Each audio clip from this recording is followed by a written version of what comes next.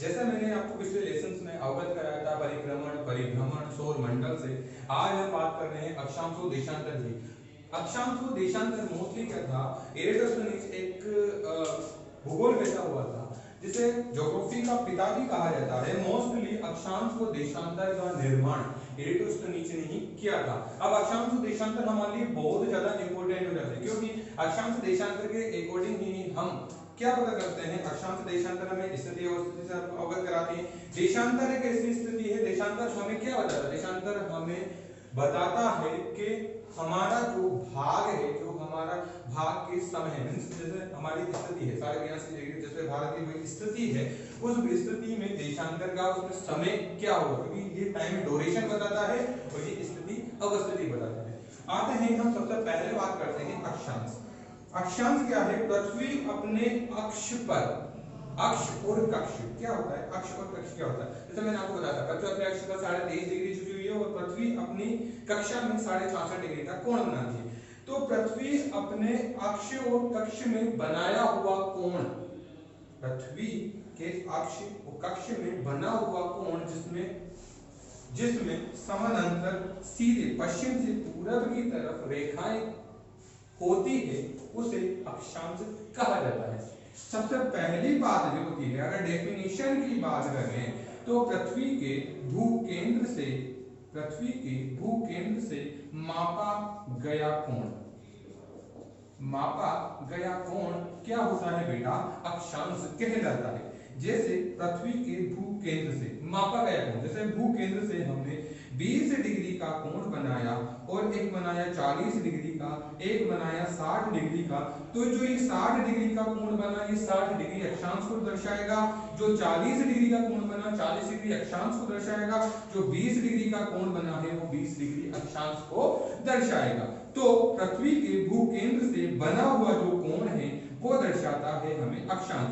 वहीं इसकी एक और परिभाषा सामने आ जाती है कि पश्चिम से पूरब की तरफ खींची हुई काल्पनिक रेखाएं कहलाती है अक्षांशीय रेखाएं। यह भी एक डेफिनेशन है। क्या है, पश्चिम से पूरब की तरफ खींची गई रेखाएं, ये रेखाएं क्या होती है, अक्षांश रेखाएं होती है। और अक्षांश रेखाएं काल्पनिक रेखा है। क्या है, काल्पनिक रेखाएं है। अक्षांश, दो अक्षांश क्या होते हैं, जब अक्षांश होते हैं, जैसे इसी के जस्ट ऊपर हम बनाते हैं 23.5 डिग्री नॉर्थ अक्षांश और इसके नीचे बनाते हैं हम 23.5 डिग्री साउथ अक्षांश। तो दो अक्षांशों के जो बीच का क्षेत्र है, चाहे 23.5 ही न लेके आप 1 डिग्री नॉर्थ ले लो, आप 1 डिग्री साउथ ले लो, जैसे 1 डिग्री नॉर्थ हो गया, 1 डिग्री साउथ हो गया, तो इन दो अक्षांशों के बीच का जो क्षेत्र है बेटा, वो कहलाता है कटिबंध। क्या कहलाता है, कटिबंध। दो अक्षांशों के बीच का क्षेत्र जो होता है वो कटिबंध कहलाता है। वहीं दो अक्षांशों के जो बीच की दूरी होती है 111.13 किलोमीटर की होती है। कितनी होती है, 111.13 किलोमीटर की होती है। अक्षांश हमें स्थिति व अवस्थिति से अवगत कराते हैं। जैसे हमारा जब मकान है या फिर हम किसी भी लोकेशन पे खड़े होते हैं तो हमारा एंड्रॉइड ऐप में एक मैप आता है, मैप में हमारा लोकेशन दिखाई देता है। उस लोकेशन पे आप क्लिक करो तो जो डिजिट सामने आएगी वो आपकी अक्षांशीय स्थिति होगी। अब जो टोटल अक्षांश होते हैं बेटा, तो टोटल हमारे जितने भी अक्षांश होते हैं वो टोटल अक्षांश होते हैं 181। क्या होते हैं ये, 0 बीच में जो रेखा होती है उसे कहा जाता है 0 डिग्री भूमध्य रेखा या 0 डिग्री अक्षांश रेखा।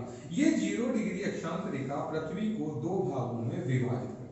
क्या करती है, दो भागों में विभाजित करती है। पहला बना देती है उत्तरी गोलार्ध और दूसरा बना देती है दक्षिणी गोलार्ध। मित्र दो गोलार्धों का निर्माण करती है भूमध्य रेखा। इसी भूमध्य रेखा को कहा जाता है बेटा, क्या कहा जाता है, इक्वेटर लाइन। इक्वेटर लाइन, एक और नाम है इसका विषुवत रेखा। क्या नाम है, भूमध्य रेखा, इक्वेटर लाइन, विषुवत रेखा, 0 डिग्री अक्षांश रेखा। ये क्या करती है, गोलार्ध के, इस पृथ्वी जो गोलार्ध है उसके दो भाग कर देती है, एक हो जाता है उत्तरी गोलार्ध और एक हो जाता है दक्षिणी गोलार्ध। इस 0 डिग्री अक्षांश के ऊपर यहां पर है 90 डिग्री उत्तरी ध्रुव और नीचे की तरफ है 90 डिग्री दक्षिणी ध्रुव। मीन्स यहां से इस 0 डिग्री से ऊपर चलेंगे तो 90 अक्षांश, इस 0 डिग्री से नीचे चलेंगे तो 90 अक्षांश, 90 का टोटल 180 और 0 प्लस करके बराबर हो जाते हैं 181 अक्षांश। तो जो 181 अक्षांश हैं वो है हमारे टोटल अक्षांश। वहीं पर जो 0 डिग्री भूमध्य रेखा है यह है हमारा बृहद व्रत, क्योंकि ये सबसे बड़ा व्रत है। कैसे है? क्योंकि पृथ्वी की जो आकृति है वो लघुवक्ष और जियाड आकृति है। मीन्स दोनों ध्रुव दबे हुए हैं और बीच वाला भाग फूला हुआ है, मीन्स उभरा हुआ है और ये उभरे हुए भाग पर ही भूमध्य रेखा गुजरती है। और भूमध्य रेखा जब गुजरेगी तो यह क्या करेगी? ये सबसे बड़ा वृत्त बनाएगी, 40,076 किलोमीटर का वृत्त के निर्माण करती है। 181 हो गए, पर इसी के साथ जो है जो व्रत बनते हैं, मीन्स जो अक्षांशीय व्रत बनते हैं वो कितने होते हैं? क्या बेटा? अक्षांशीय व्रत, ये अक्षांशीय व्रत होते हैं बेटा 179। कैसे होते हैं? क्योंकि जो 90 डिग्री उत्तरी ध्रुव और 90 डिग्री दक्षिणी ध्रुव ये दोनों एक पोल के रूप में है, ये व्रत नहीं बनाते, ये एक पोल के रूप में व्रत नहीं बनाते हैं। इसी वजह से इस 181 में से इन दोनों को जब माइनस करोगे तो 179 आपके सामने आ जाता है। अब जो फेमस अक्षांश है वो कौन कौन से? जैसे हम बात करते हैं 23.5 डिग्री नॉर्थ अक्षांश की, जिसे कहा जाता है कर्क रेखा। फिर बात करें 66.5 डिग्री नॉर्थ अक्षांश की, जिसे कहा जाता है आर्कटिक रेखा या उत्तरी उपध्रुवीय रेखा। वैसे ही कर्क रेखा को कर्क अयनांत क्षेत्र भी कहा जाता है। अब कर्क अयनांत क्षेत्र का मतलब आप इस रेखा से समझ लेना, 0 डिग्री से कर्क रेखा के मध्य का जो क्षेत्र है वो अयनांत क्षेत्र कहलाता है कर्क रेखा का। वहीं पर 23.5 डिग्री साउथ को हम मकर रेखा और सेम वैसे ही मकर अयनांत के नाम से जानते हैं। इसी के जस्ट नीचे है 66.5 डिग्री साउथ अक्षांश, जिससे अटलांटिक रेखा के नाम से जानते हैं।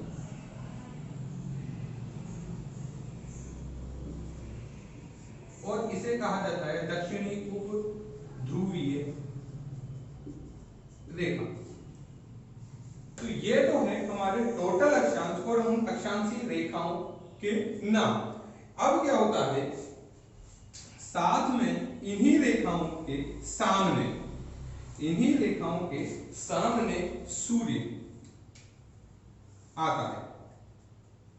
जैसे जो सूर्य की सीधी रेखा पड़ती है वो कर्क रेखा से मकर रेखा तक सूर्य अपनी किरणों को सीधा ला सकता है, मींस सीधी चमकती है। जैसे मैंने पिछले लेसन में आपको बताया था, कर्क रेखा पर 21 जून को, विषुवत रेखा पर 21 मार्च व 23 सितंबर को, वहीं पर 22 दिसंबर को मकर रेखा पर लंबवत चमकता है।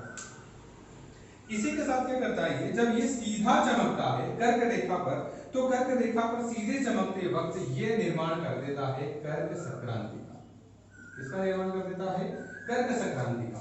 कर्क संक्रांति मींस कर्क रेखा पर विषुवत रेखा का लंबवत चमकना और विषुवत रेखा कर्क रेखा पर लंबवत चमकना, जिस कारण से उत्तरी गोलार्ध में सबसे बड़ा दिन वो सबसे छोटी रातें हो जाती है। वहीं 21 मार्च और 23 सितंबर को जब ये विषुवत रेखा पर लंबवत चमकता है तो इन दोनों दिनों में दोनों गोलार्धों में क्या हो जाती है? बराबर दिन बराबर रातें हो जाती है। साथ ही 21 मार्च और 23 सितंबर को ही विषुव की स्थिति बनती है, मींस विषुवत रेखा पर सूर्य का लंबवत चमकना विषुव कहलाता है। 22 दिसंबर के दिन जब मकर रेखा पर सूर्य सीधा चमकता है और वही कहलाती है हमारी मकर संक्रांति, वही कहलाती है हमारी मकर संक्रांति। अब इसके पहले हमने बात की थी, दो अक्षांशों के बीच का क्षेत्र क्या कहलाता है? कटिबंध कहलाता है। क्या कहलाता है? कटिबंध कहलाता है, क्योंकि ये दो अक्षांश, इन दोनों अक्षांशों के बीच का क्षेत्र क्या कहलाता है? कटिबंध। अब सूर्य कहां तक चमक रहा है? कर्क रेखा से और मकर रेखा के मध्य चमक रहा है, सीधा तो यही चमक रहा है ना। तो इसी क्षेत्र को कहा जाता है बेटा उष्णकटिबंधीय क्षेत्र। उष्णकटिबंधीय क्षेत्र मीन्स वो क्षेत्र जहां पर सूर्य की किरणें लंबवत बढ़ रही है, सीधी बढ़ रही है, उसे उष्णकटिबंधीय क्षेत्र कहा जाता है।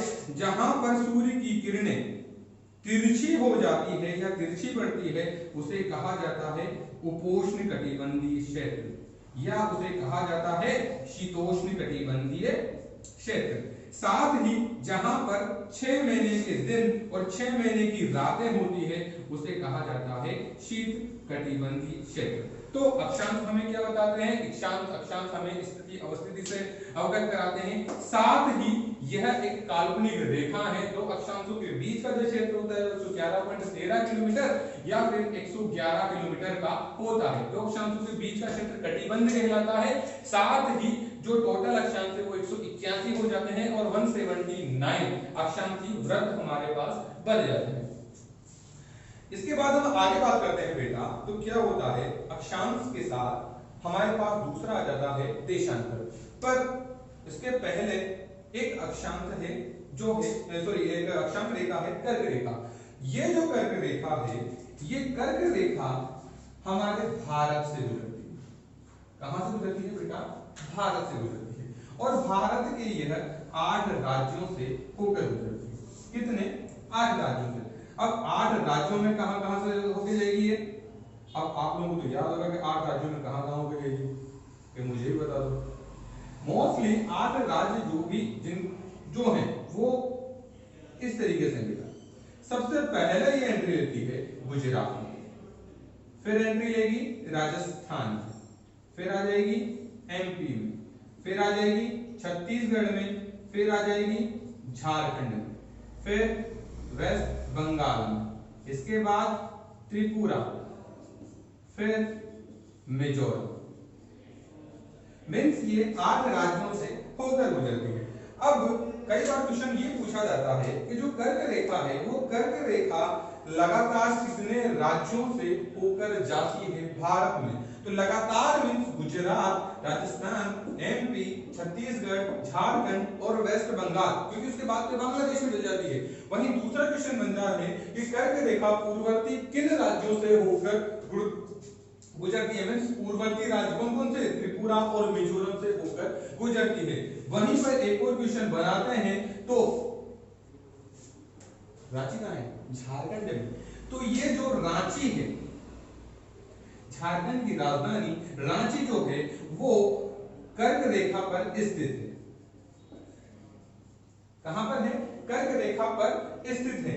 वहीं राजस्थान की हम बात करें, राजस्थान, तो यह रेखा 26 किलोमीटर राजस्थान के 2 राज्यों से होकर गुजरती है। मीन्स 2 राज्य, सीमा से तो डूंगरपुर और बांसवाड़ा को मध्य से गुजरती है, और बांसवाड़ा में भी ये गुजरती है कुशलगढ़ तहसील से, और इस कुशलगढ़ तहसील के भी चीखली गांव से। ये हुई हमारे अक्षांश की बात, क्योंकि जो अक्षांश रेखा है मोस्टली स्थिति अवस्थिति से हमें अवगत करा दी थी। स्थिति अवस्थिति के साथ ही जो अक्षांश रेखा है वो हमें क्या बता रही थी? कितने राज्यों से होकर गुजर रही थी, ये आपको अभी देखने को मिला। अब बात करते हैं हम, हमारा दूसरा जो पॉइंट था वो था देशांतर। क्या था? देशांतर। देशांतर होते क्या हैं? सबसे पहले तो देशांतर वो होते हैं जो दोनों ध्रुवों को मिलाने वाली रेखा देशांतर रेखाएं कहलाती हैं। मीन्स दोनों ध्रुवों को आपस में जो रेखाएं मिलाती है। अब दोनों ध्रुव पहले तो आप ये सोचिए कि दोनों ध्रुव तो हमारा 2 ध्रुव है। पहला है उत्तरी ध्रुव और दूसरा है हमारे पास दक्षिणी ध्रुव। मीन्स इन दोनों ध्रुवों को मिलाने वाली जो रेखाएं होती है वो देशांतरी रेखाएं होती है। अब जो बेटा देशांतरी रेखाएं होती है वो देशांतरी रेखाएं क्या करती है, हमें देशांतरी रेखाएं हमें बताती है समय। क्या बताती है, समय। अब समय की बात करें तो टाइम जोन्स होते हैं, अलग अलग टाइम जोन्स होते हैं। तो टाइम जोन्स में भी सबसे पहले देशांतर की बात करते हैं हम, तो देशांतर में 0 डिग्री जो देशांतर रेखा है उसे ग्रीनविच रेखा के नाम से जाना जाता है। किस नाम से, ग्रीनविच रेखा के नाम से जाना जाता है। यह रेखा क्या करती है, यह रेखा पृथ्वी को दो भागों में काट देती है, जिसे में यह पहला बनाती है पश्चिमी गोलार्ध और दूसरा बनाती है पूर्वी गोलार्ध। जो पश्चिमी गोलार्ध है उसे पाश्चात्य संस्कृति का गोलार्ध भी कहा जाता है, वहीं पूर्वी गोलार्ध को पूर्वी संस्कृति का गोलार्ध भी कहा जाता है।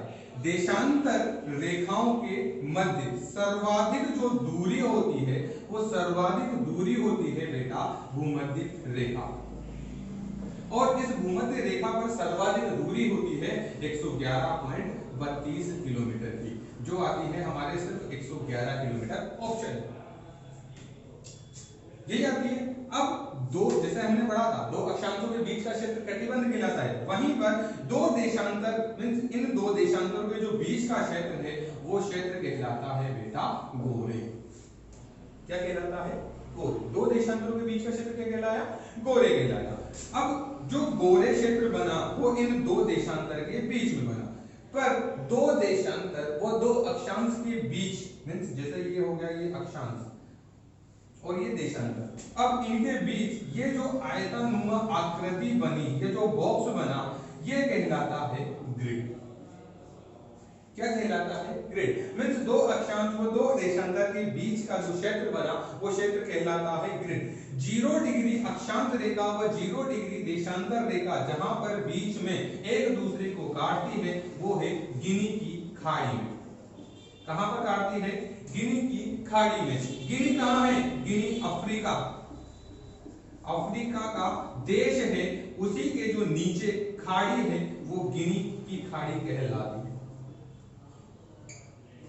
अफ्रीका का जो देश है गिनी, उसी के जस्ट नीचे है गिनी की खाड़ी, वहीं पर 0 डिग्री अक्षांश को 0 डिग्री देशांतर रेखा एक दूसरे को काटती है। अच्छा, अफ्रीका के बारे में एक बात मैं आप लोगों को बता दूं कि यहां से 0 डिग्री देशांतर रेखा गुजरती है, यहां से 0 डिग्री अक्षांश रेखा गुजरती है, यहां से 23.5 डिग्री नॉर्थ यानी कर्क रेखा गुजरती है, यहां से 23.5 डिग्री साउथ यानी मकर रेखा गुजरती है। ये चार फेमस रेखाएं सिर्फ अफ्रीका महाद्वीप से ही गुजरती है। वापस आते हैं हमारे टॉपिक से देशांतर पे। तो देशांतर क्या करता है बेटा, देशांतर समय बताता है, जैसे कि हमने अभी बात की। और समय जो है 3 प्रकार का होता है, एक होता है स्थानीय समय, एक होता है राष्ट्रीय समय, एक होता है अंतरराष्ट्रीय समय। स्थानीय समय की बात करें तो हमारे जो पुराने जमाने में मीन्स हमारे जो बाबा वगैरह थे वो धूप को देखते थे कि हाँ अब हमारे सर पे सूर्य आ चुका है, अब कोई छाया नहीं बन रही है, मीन्स 12 बज चुके होंगे, वो था हमारा स्थानीय समय। मीन्स ग्रामीण लोग जब सूर्य के माथे में आने में पता लगा लेते थे कि समय 12 बज चुकी होगी, तो वो था स्थानीय समय। राष्ट्रीय समय ये किसी भी देश का एक या उससे अधिक हो सकता है, किसी भी देश का एक या उससे अधिक हो सकता है। जैसे हमारा भारत है, जो हमारा भारत है वो IST फॉलो करता है, मींस इंडियन स्टैंडर्ड टाइम, जो है हमारा 82.5 डिग्री पूर्वी देशांतर। अब अंतरराष्ट्रीय समय क्या होता है, अंतरराष्ट्रीय समय वो समय जो GMT टाइम है, GMT means Greenwich march time, means Greenwich means time जो होता है, जो समय ग्रीनविच रेखा से नापा जाता है वो अंतरराष्ट्रीय समय होता है। तो ये हुई समय की बात। पर देशांतर क्या होता है बेटा, जब इस 0 डिग्री देशांतर है, इस 0 डिग्री देशांतर के पूरब की तरफ चला जाता है तो हमेशा समय जो है वो जुड़ता है। क्या होता है, हमेशा समय जुड़ता है। और इसके जब पश्चिम में चला जाता है तो हमेशा समय घटता है। क्या होता है, हमेशा समय घटता है। कैसे, क्योंकि एक देशांतर को पार करने में 4 मिनट का समय, क्या होता है, एक देशांतर को पार करने में 4 मिनट का समय लगता है। ऐसे ही जब इस 0 डिग्री से 1 डिग्री पूरब की तरफ चला जाएगा तो 4 मिनट हमें समय जोड़ना होगा। क्योंकि जैसे यह हमारा भारत है, यहां पर हमारा भारत है जो है 82.5 डिग्री पूर्वी देशांतर, 82.5 डिग्री पूर्वी देशांतर है। भारत का मानक समय जो कहलाता है, क्या कहलाता है, भारत का मानक समय। अब ये 0 डिग्री से कितना है, 82.5, मीन्स इस 82.5 डिग्री को इंटू कर दो 4 से तो आ जाएगा आपके पास 330 मिनट। इस 330 मिनट को हावर्स में जब चेंज करोगे तो आपके सामने आ जाएगा 5 घंटे 30 मिनट का समय। मीन्स 0 डिग्री से हम 5 घंटे 30 मिनट आगे हैं। कितने, 5 घंटे 30 मिनट आगे हैं। यह है भारत का मानक समय। अब भारत के मानक समय में भी आप लोगों को एक चीज याद होगी, तो भारत का मानक समय है ये 5 राज्यों से होकर गुजरता है। कितने, 5 राज्यों से होकर गुजरता है, जिसमें सबसे पहले आ जाता है आपका यूपी, यूपी के बाद आ जाता है एमपी, एमपी के बाद आ जाता है CG, CG means Chhattisgarh, Chhattisgarh के बाद आ जाता है आपका यूडी मींस उड़ीसा, और उसके बाद आ जाता है आपका एपी मींस आंध्र प्रदेश। ये 5 राज्यों से होकर गुजरता है। इसकी शुरुआत यूपी के प्रयागराज के मिर्जापुर में स्थित नैनी स्थान से होती है। मिर्जापुर में स्थित नैनी स्थान से इसकी शुरुआत होती है। अब आपने एक चीज नोटिस करना कि इस 0 डिग्री के पूरब में जब चला जाता है तो पूरब में 180 पूर्वी देशांतर होते हैं, और जब पश्चिम में चला जाता है तो 180 पश्चिमी देशांतर होते हैं। मीन्स कुल टोटल कितने हुए, 360 देशांतर। कितने हुए टोटल, 360 देशांतर। पर इन 360 देशांतर में से 360 देशांतर में से 0 डिग्री व 180 डिग्री जो देशांतर होता है वो देशांतर ना तो पूरब में होता है और ना ही पश्चिम में होता है, ना तो पूरब में होता है न ही पश्चिम में होता है। बतौर 180 जो देशांतर है मींस ये वाला, ये होता 180 डिग्री जो देशांतर है, न पूरब न पश्चिम, दोनों दिशा में नहीं है। उल्टा इसी के जस्ट साथ साथ में एक रेखा और खींची गई जिसे कहा गया अंतरराष्ट्रीय तिथि रेखा। क्या कहा गया, अंतरराष्ट्रीय तिथि रेखा। ये जो तिथि रेखा है बेटा, ये तिथि रेखा 8 बार टूटी हुई। क्या हुई, 8 बार टूटी हुई, मींस ऐसे इस आकृति में बनी हुई। 8 बार टूटी हुई, वो 5 बार ये जो रेखा है 180 डिग्री देशांतर को काटती है। कितनी बार, 5 बार 180 डिग्री देशांतर को काटती है। अंतरराष्ट्रीय तिथि रेखा वो है जिसके अगर पूर्वी गोलार्ध में जाया जाता है तो समय नहीं बढ़ता, क्या बढ़ता है, दिन प्लस हो जाता है। कब, पूर्वी गोलार्ध में जाते ही जब, और जब अगर इस रेखा के पश्चिमी गोलार्ध में आया जाता है तो दिन घटाना पड़ता है। मींस 24 घंटे का अंतराल। कितना, 24 घंटे का अंतराल किसे, इस अंतरराष्ट्रीय तिथि रेखा को पार करने में लगता है। मींस ये जो है ये प्रशांत महासागर में 180 डिग्री जो देशांतर है उसके सहारे सहारे खींची गई अंतरराष्ट्रीय तिथि रेखा है जो दिन का भी डिवाइडेशन करती है। अब अंतरराष्ट्रीय तिथि रेखा की बात होगी, देशांतर की बात होगी, इसी के साथ हम एक बात और कर लेते हैं जो देशांतर से रिलेटेड। देशांतर ने अंतरराष्ट्रीय तिथि रेखा समापन कर दी। मींस जैसे अगर हम मान लें अंतरराष्ट्रीय तिथि रेखा यहाँ पे थी, तो ये अंतरराष्ट्रीय तिथि रेखा 8 बार टूटी, 5 बार इसने 180 डिग्री देशांतर को कर दिए, यानी तोड़ दिए। तोड़ने का मतलब ऐसे था मेरा, जैसे ये 180 डिग्री, ये 180 डिग्री देशांतर था, इस 180 डिग्री देशांतर को ऐसे काट दिए 5 बार। इसीलिए ये क्वेश्चन कई बार उठता है कि 8 बार टूटी हुई और 5 बार काट दी है। अब जब इस रेखा के ये इधर जो है वो होता है पश्चिमी गोला और इधर जो है वो है पूर्वी गोला। ये आप कंफ्यूज मत हो जाना, इधर आपको रखना है अमेरिका को और इधर रखना है आपको एशिया को। जब आप इसको क्रॉस करोगे तो दिन प्लस हो जाएगा, और जब आप इधर से इधर क्रॉस करोगे तो दिन घट जाएगा। ये आपको ध्यान में रखनी है, नोटिस में। नेक्स्ट टॉपिक पे आएंगे हम, वो होगा हमारा राजस्थान का और भारत से रिलेटेड। मींस अब हम आने वाले हैं हमारे टॉपिक्स पर। वैसे किसी किसी एग्जाम में ये भी आप लोगों को टॉपिक राजस्थान देशांतर भी आपको टॉपिक दिया हुआ है, इसी के साथ आपका सौरमंडल को भी दिया हुआ है, पृथ्वी की गतियां आपके टॉपिक है, मींस वो रिलेशन रखती है सौरमंडल और अक्षांश देशांतर से। वहीं अब अगर आप राजस्थान की स्थिति, भारत की स्थिति विस्तार, ये शुरुआत करोगे तो आपको बेसिक नॉलेज तो लेनी पड़ेगी अक्षांश देशांतर। तो अक्षांश देशांतर पहला, और दूसरा टॉपिक अगर आप स्टार्ट करना चाहो तो वो हो जाएगा आपकी स्थिति विस्तार का, और जिनके सौरमंडल है उसकी जानकारी मैं आपको इसके नेक्स्ट वाले टॉपिक में दे चुका हूं।